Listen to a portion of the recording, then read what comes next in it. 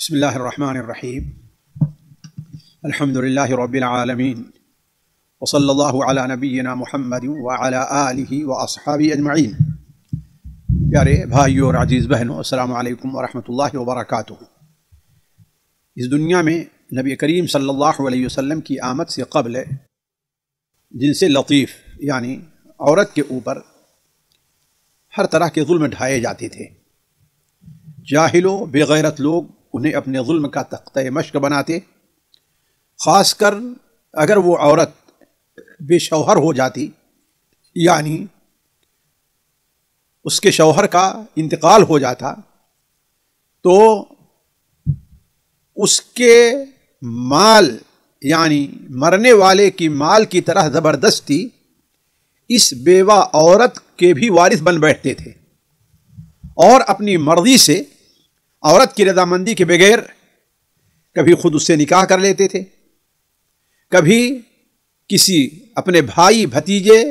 سے اس کی رضا کے بغیر اس کے عقد میں دے دیتے تھے۔ حتیٰ کہ بسا اوقات ایسے بھی حادثات پیش آئے ہیں کہ سوتیلا بیٹا خود اس سے شادی کر لیتا تھا، اور اگر یہ نہیں ہوتا، کوئی اس کے ساتھ تھوڑا سا احترام کا معاملہ کرتا تو اسے بغیر شادی کیے زندگی بھر ایسے ہی بیوگی کی عمر گزارنے پر لوگ مجبور کیا کرتے تھے۔ اور یہ بھی کب ہوتا تھا؟ جبکہ 1 سال کی اس کی مدت جسے ہم لوگ عدت کہتے ہیں اس طریقے سے گزارتی تھی، جیسا کہ صحیح بخاری میں صرف اشارہ ملتا ہے کہ کسی چھوٹے سے کمرے بدبودار کمرے میں اسے سال بھر رکھا جاتا تھا۔ کوئی اس کے پاس آئے اور نہ جائے، صرف کھانے پینے کے لیے دے دیا جائے قیدی کے طریقے سے۔ اسے کپڑا تبدیل کرنے اور نہانے کی کوئی اجازت نہیں تھی۔ حتیٰ کہ اس کی کیفیت یہ ہو جاتی تھی کہ جب 1 سال گزارنے کے بعد کسی بکری یا کسی سے اس کو اگر اس کو جا کر کے سونگھتی تو اس کی بدبو کی وجہ سے وہ بکری کے بتا اوقات مر جایا کرتی تھی۔ اور جب اسے اس عدت سے نکالنا ہے تو ٹھیک ہے، جہاں اسے رکھا جاتا بغل میں بکری کا بھیڑ کا باڑا ہوتا اور اس کی میگنیاں اس سے پھکوائے جایا کرتے تھے۔ یہ تو عرب کا حال تھا، اور آپ جانتے ہیں کہ دور نہ جائیں، ہم یہودیت نصرانیت کی بات نہیں کرتے، خود ہمارے ہندوستان میں یا تو اس عورت کو زندہ رہنے کا حق ہی نہیں ہوتا تھا، اپنے شوہر کے ساتھ وہ چتا میں جل کر کے مر جائے اگر کسی اعلیٰ شریف خاندان کی ہے، اور یا پھر باقی زندگی وہ بغیر کسی زیب و زینت کے بیوگی کی حالت میں گزار دے۔ لیکن اسلام نے اس ظلم کا خاتمہ کیا اور اس بیوہ کو اس کے حقوق اور اسے آزادی دلائی۔ اللہ تبارک و تعالیٰ نے بڑے واضح طور پر بیان فرمایا، یا ایھا الذین آمنوا لا یحل لکم ان ترثوا النساء کرہا، اے ایمان والو تمہارے لیے یہ قطعاً جائز نہیں ہے کہ زبردستی عورت کو ورثے میں لے بیٹھو، یعنی جس طریقے سے مرنے والے کا مال اس کا مکان وراثت کا حصہ ہے، ترکہ میں شمار ہے، ایسے عورت کو ترکے میں شمار نہ کرو، اور نہ ہی اسے مجبور کرو کہ اس کے بعد جو حقوق تم لوگوں نے دیا ہے وہ مہر کی شکل میں ہے یا کسی اور شکل میں ہے، اسے مجبور کرو کہ وہ اپنے حق سے تنازل پر وہ راضی ہو جائے۔ میں ابھی ان آیات کی تفسیر نہیں کرتا، صرف ایک اشارہ کہ اللہ تعالیٰ نے کس سختی کے ساتھ بیوہ کے حقوق دلائے۔ یہ آیت جو سورہ نساء کی ہے اور اس قسم کی دیگر آیتیں نازل فرما کر کے اللہ تبارک و تعالیٰ نے لوگوں کو بیواؤں کی حق تلفی سے منع فرمایا، ان پر سے ظلم کا خاتمہ کیا۔ اور سب سے پہلے تو اللہ تعالیٰ نے اس سلسلے میں یہ قرارداد اللہ نے گویا کی منظور فرما دی، وہ کیا ہے کہ بیوہ اگر عورت ہو جاتی ہے تو اس کے بیوگی اور سوگ کی جو مدت ہے وہ صرف 4 مہینہ 10 دن، اس سے زیادہ نہیں ہوتی۔ اس کے بعد اس کے لیے سوگ میں بیٹھنے یا سوگ منانے کا کوئی وجہ جواز نہیں ہے۔ اس کا معنی یہ ہے کہ عدت گزر جانے کے بعد اسے وہ سارے حقوق اور آزادیاں حاصل ہیں جو ایک آزاد عورت کو حاصل رہتی ہیں. یعنی وہ زینت اختیار کر سکتی ہے، اپنی مرضی سے جو کام کرنا چاہے کر سکتی ہے، اپنی مرضی سے شادی کر سکتی ہے، نقل و حرکت کی اسے پوری آزادی ہے. لیکن ظاہر بات ہے اس سلسلے میں اسے شریعت نے جو عام حدود عام عورتوں کے لیے رکھے ہیں اس کی پابندی اس کے ساتھ ضروری ہے. تو اس عام اسے حق کے زندگی گویا حق کے آزادی، ایک معاشرے میں ایک عام انسان کی طرح زندگی بسر کرنے کے ساتھ ساتھ اللہ تبارک و تعالی نے بیوہ عورت کے کچھ خاص حقوق بھی رکھے ہیں، جن میں سے چند کا ذکر میں آپ کے سامنے کرتا ہوں. دیکھیں، پہلا ذکر ہے شادی کا حق ہے. اسے شادی کا حق، یہ اس کو حق دیا جائے. یعنی اس کے جو اولیاء ہیں یا کسی بھی معاشرے کے سرکردہ جو حضرات ہیں، اللہ تعالیٰ نے ان کو حکم دیا ہے کہ ایسی عورت کی شادی کی فکر کریں اور اسے لاوارث نہ چھوڑیں. اللہ تعالیٰ سورہ نور میں فرماتا ہے وَأَنكِحُوا الْأَيَامَ مِنكُمْ وَالصَّالِحِينَ مِنْ عِبَادِكُمْ وَإِمَائِكُمْ إِنْ يَكُونُوا فُقَرَاءَ يُغْنِهِمُ اللَّهُ مِنْ فَضْلِهِ. تم میں سے جو مرد عورت بے نکاح ہوں، ایامہ ایم کہتے ہیں وہ عورت مراد ہے جس کے ساتھ اس کا شریک حیات نہیں ہے، قطع نظر اس کے کہ ابھی تک اس کی شادی نہیں ہوئی ہے، یا شادی ہوئی ہے اس کو طلاق ہو چکی ہے، یا شادی ہوئی تھی اور اس کا شوہر انتقال کر چکا ہے. کسی بھی صورت میں ہو، اگر وہ بے شادی شدہ ہے تو انکحوا الایام منکم، تم میں سے جو بے شادی شدہ ہیں ان کا نکاح کرو. اور اسی چیز کی وضاحت کرتے ہوئے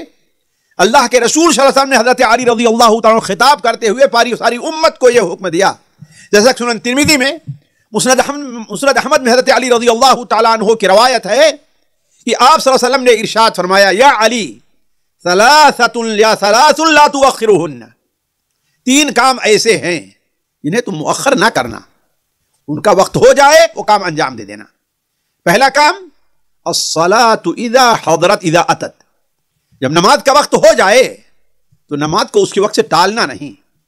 اور دوسری چیز جب جنازہ حاضر ہو جائے تو اس کو مؤخر نہ کرنا. جیسے آج بسا اوقات 2-3 دن ہاں بھائی فلاں آ رہا ہے فلاں آ رہا ہے فلاں آ رہا ہے، نہیں، یہ شرعی طور پر معاملہ غلط ہے. اور تیسرا کیا وَالْأَيِّمُ إِذَا وَجَدْتَ لَهَا كُفُوًا، اے اور وہ بے شوہر عورت، وہ عورت جس کے پاس شوہر نہیں ہے، اگر اس کو مناسب مرد مل جائے تو اس کے ساتھ شادی کرنا. اگر آپ دیکھیں اس کے اوپر عمل کیا جائے تو آج ہمارے معاشرے کا بہت بڑا مسئلہ، بڑے مسائل حل ہو سکتے ہیں.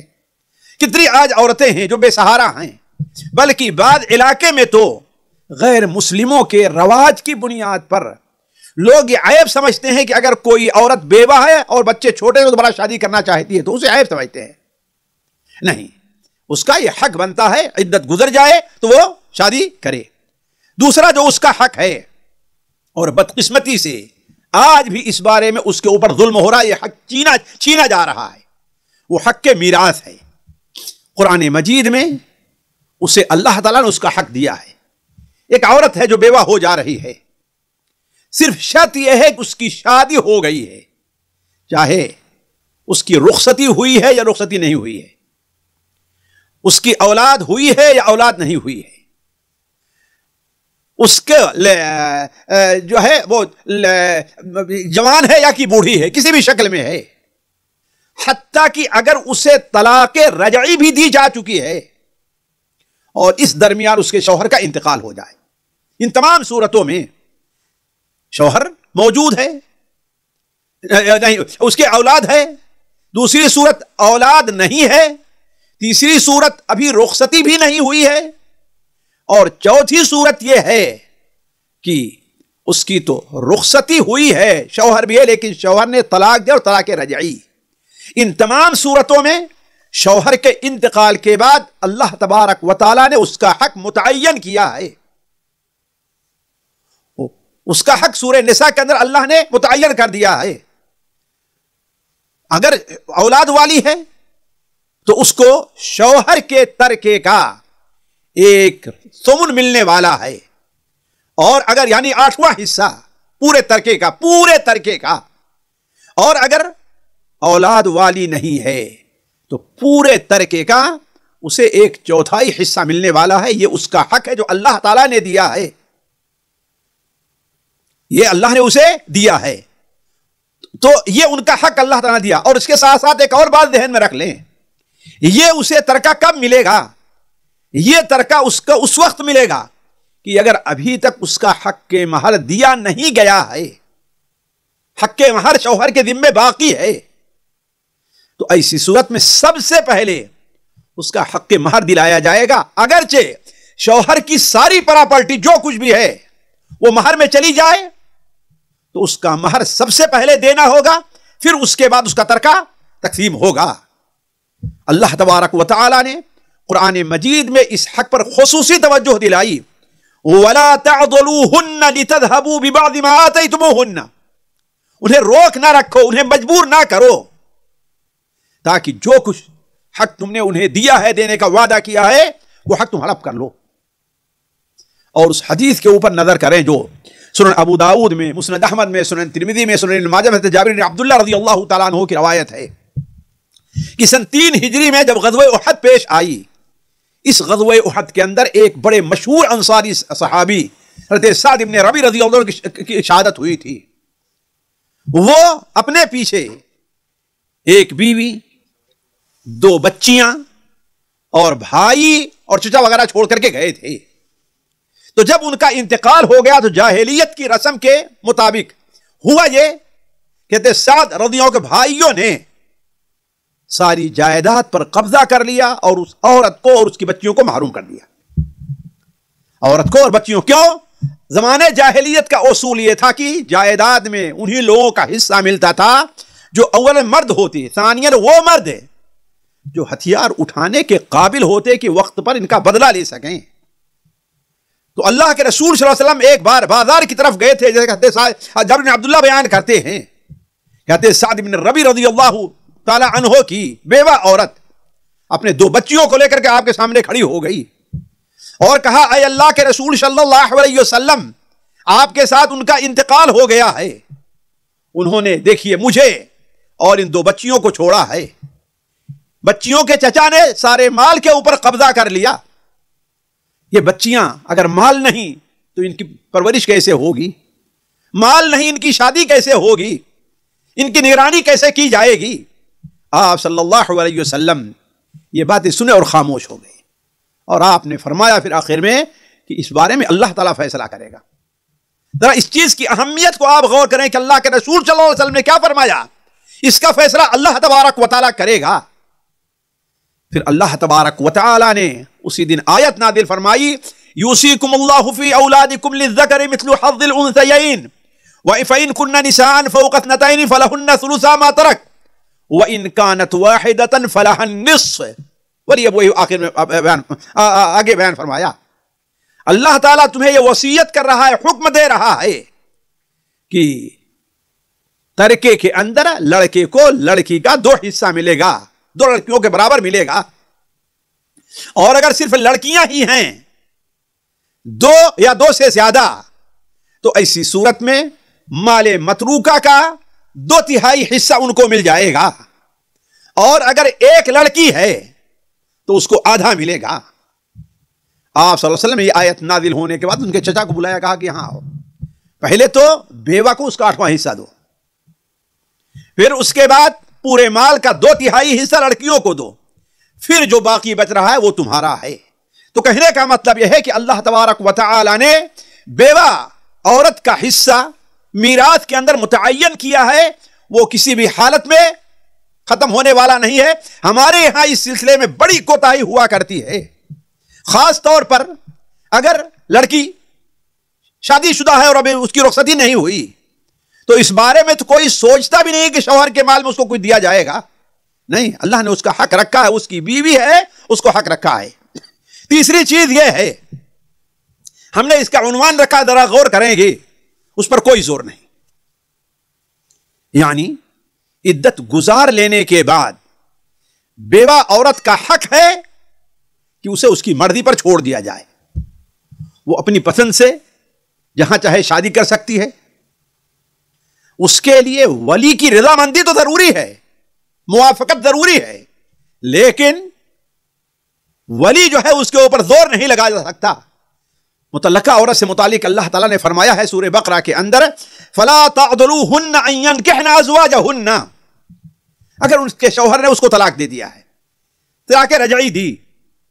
اور عدت گزر گئی, اب ظاہر بات ہے نکاح کا پیغام آنے لگا, نہیں پیغام دینے والوں میں ایک اس کا پرانا شوہر بھی ہے, تو اب ظاہر بات ہے لڑکی کے بھائی اور باپ جو ہوتے ہیں وہ تو ان کا مزاج بالکل, اب اس کو ہم دیں گے اس نے طلاق دے دیا ہے. نہیں, اگر عورت چاہتی ہے تو یہاں اس کی مرضی مقدم رہے گی باپ اور اس کی مرضی کے مطابق. جیسا کہ نبی کریم صلی اللہ علیہ وسلم کے زمانے میں ایسا حادثہ پیش آیا کہ عورت کو طلاق ہو چکی تھی اور جب دوبارہ لوگوں نے پیغام بھیجا تو ان میں شوہر نے پیغام بھیجا, تو بھائیوں نے کہا کہ اب ہم اس کو دیں گے, ایک بار دیا آزما لیا دوبارہ آزمائیں گے. لیکن لڑکی کی خواہش تھی کہ اس کی شادی پہلے ہی شوہر سے ہو, تو اللہ تعالیٰ آیت نازل فرمائی فَلَا تَعْضُلُوهُنَّ أَن يَنكِحْنَ أَزْوَاجَهُنَّ. انہیں تو مجبور نہ کرو کہ وہ اپنے پہلے شوہر سے وہ شادی کر لیں, بلکہ آپ صلی اللہ علیہ وسلم نے ایک قانون بنا دیا ہے بڑے واضح طور پر. صحیح بخاری اور صحیح مسلم حضرت ابو ہریرہ کی روایت ہے کہ آپ صلی اللہ علیہ وسلم نے ارشاد فرمایا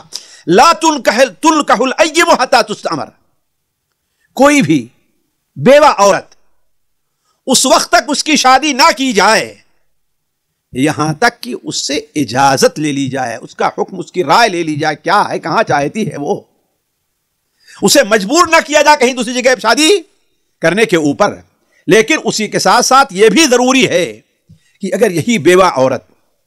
کسی جائز مقصد کے تحت اپنی بیوگی پر صبر کرے اور بچوں کی تربیت میں لگی رہے تو اسلام نے اس کا بڑا اجر رکھا ہے اور اسے اپنا حق دیا ہے. غور کریں گے, وہ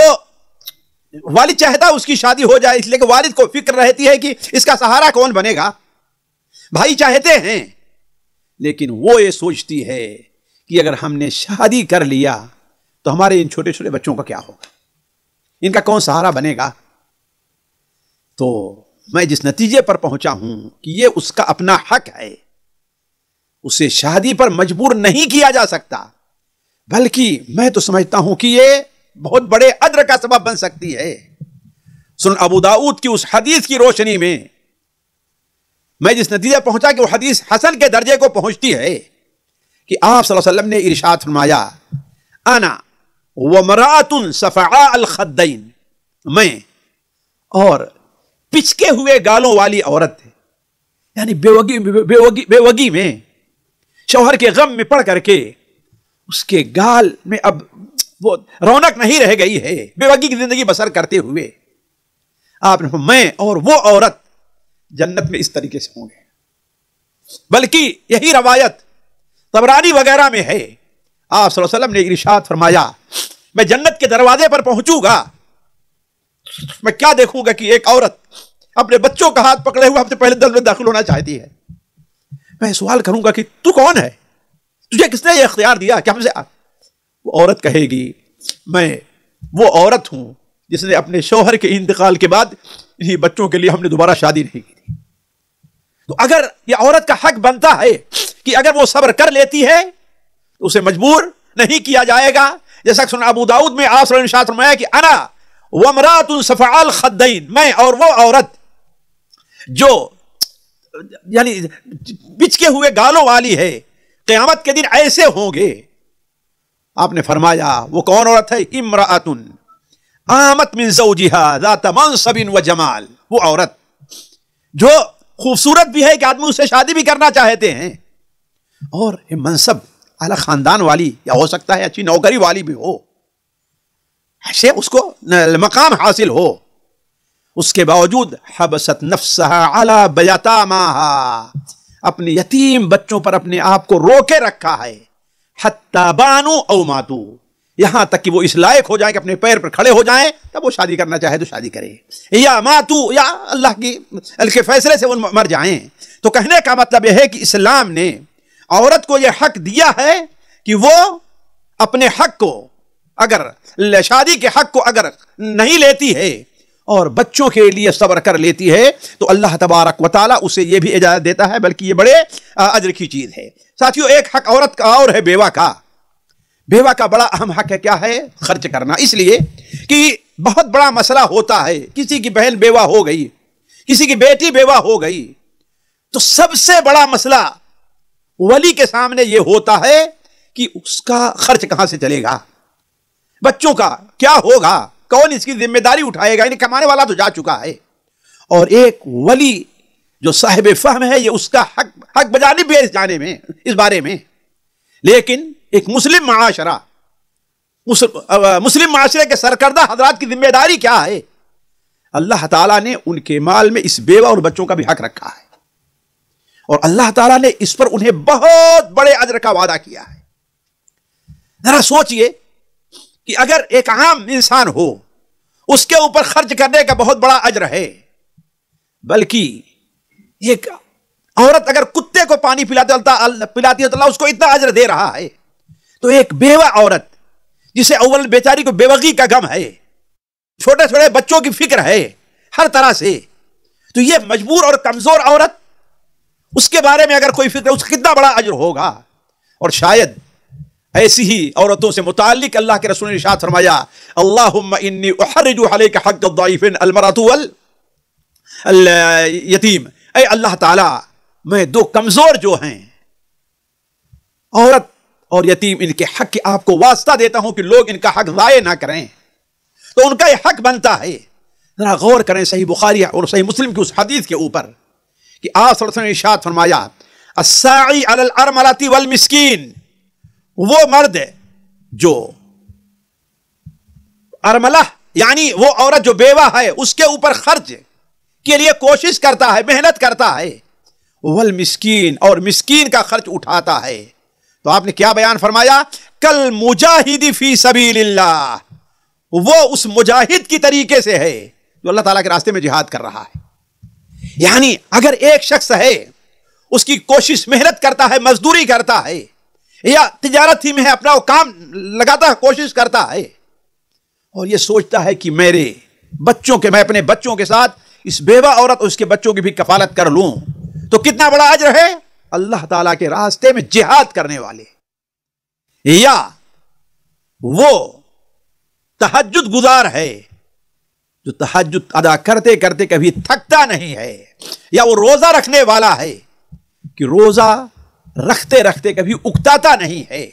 تو اتنا بڑا اجر اللہ تعالیٰ نے رکھا ہے یتیم اور بیوہ عورتوں پر خرچ کرنے کا۔ تو کہنے کا مطلب یہ ہے کہ ان کا حق ہے معاشرے کے اوپر۔ قوم کے مالدار اور سرکردہ حضرات اگر یہ چیز سوچ لیں تو کسی باپ کو اپنی بیٹی کے بیوہ ہونے کے پر اسے افسوس نہیں رہے گا، کسی بھائی کو اپنے بہن کے بیوگی پر کوئی افسوس نہیں رہے گا، اگر لوگ ان کے خرچ کا اپنے خرچ کے اندر اپنا حصہ ایک رکھ لیں تو۔ اور اس حدیث کے اوپر بھی غور کریں جسے امام بخاری رحمہ اللہ اپنی کتاب الادب المفرد میں نقل کرتے ہیں اور باب باندھتے ہیں۔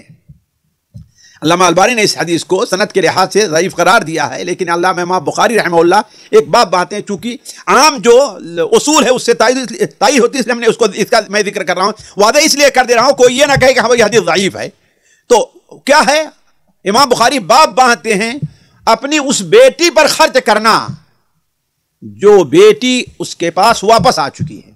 طلاق کے بعد واپس آ گئی ہے، شوہر کا انتقال ہو گیا وہ واپس آ چکی، کوئی وجہ ہے کہ واپس آ گئی ہے، تو اس کے اوپر خرچ کرنے کا کیا ثواب ہے۔ آپ صلی اللہ علیہ وسلم نے حضرت سراقہ ابن جعشم رضی اللہ تعالیٰ عنہ سے کہا، کیا میں تمہیں وہ عظیم صدقہ نہ بتا دوں جو تمام صدقوں میں سب سے بڑا ہے اور سب سے بہتر ہے؟ اس صدقے کو اللہ تعالیٰ پسند کرتا ہے، اس صدقہ کرنے والے سے اللہ تعالیٰ محبت کرتا ہے، اعظم الصدقہ، سب سے بڑا صدقہ۔ تو نے کہا ضرور بتلائیے آپ نے، تو آپ نے فرمایا، ابنتک مردودۃ الیک لیس لہا کاسب غیرک، وہ تیری بیٹی جو تیرے پاس واپس آ گئی ہے، وہ تیری بیٹی جو تیرے پاس واپس آ چکی ہے، شوہر کے انتقال کے بعد ہے، شوہر نے طلاق دے دیا یا کوئی وجہ ہے،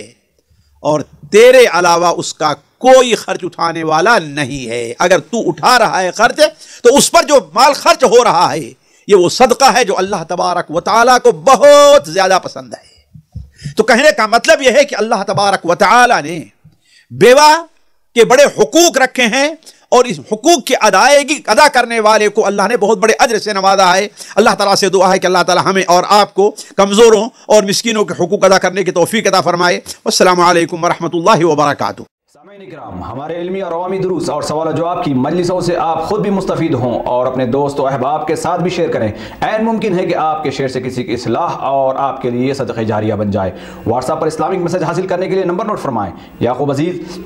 00966 5089 59707۔ واٹس ایپ سوال جواب گروپ میں ایڈ ہونے کے لیے نمبر نوٹ فرمائیں: عبدالسلام عمری 00966 502627 622۔ نمبر بھیجتے ہوئے نام اور پتہ ضرور لکھیں۔ اسی طرح ہمارے یوٹیوب چینل اسلامی دعویٰ کو ضرور سبسکرائب کریں تاکہ ہماری ہر نئی اور اہم ویڈیو کی اطلاع آپ کو فوری حاصل ہو جائے۔ تمام دروس، مقالات اور سوال و جواب سیریز کے لیے ہماری مشہور ویب سائٹ www.islamidawah.com کا مشاہدہ کرتے رہیں۔ السلام علیکم ورحمۃ اللہ وبرکاتہ۔